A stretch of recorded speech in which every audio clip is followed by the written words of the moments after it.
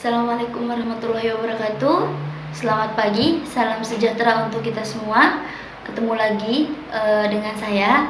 Di video kali ini saya ingin membahaskan topik pentingnya yang namanya komitmen dalam sebuah bisnis Karena apa? Yang namanya bisnis itu tidak selamanya mudah dan tidak selamanya mulus. Pasti akan ada yang namanya jatuh, pasti akan ada namanya mengalami kesulitan, dan pasti juga akan mengalami yang namanya keterpurukan.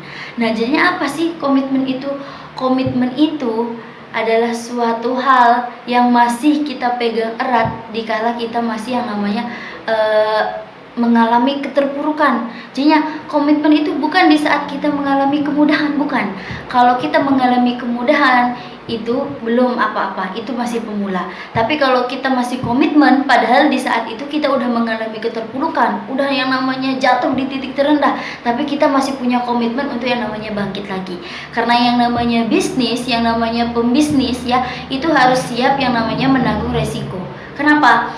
Banyak orang kadang baru mengalami sedikit cobaan udah mau yang namanya menyerah, udah mau yang namanya mengalah Kenapa? Karena merasa dirinya belum mampu, belum merasa dirinya tidak mampu. Itu bukan yang namanya komitmen. Tapi komitmen itu di tatkala kita jatuh dan benar-benar terpuruk, kita belajar lagi dan kita benar-benar yang namanya menguasai ilmu kita, menerapkan ilmu kita, yang namanya mengkoreksi ilmu kita untuk hal yang lebih baik.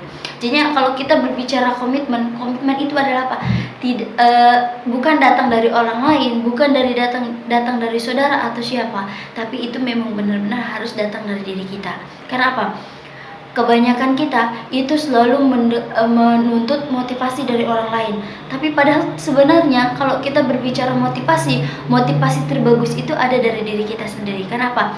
Jangan pernah menuntut contoh, tapi jadilah contoh. Jangan pernah menuntut bukti, tapi jadilah bukti. Karena kebanyakan orang itu hanya menuntut bukti dari orang lain, pingin mendapatkan yang terbaik tanpa pernah melakukan yang terbaik, pingin mendapatkan hasil yang baik tapi tidak pernah melakukan yang terbaik.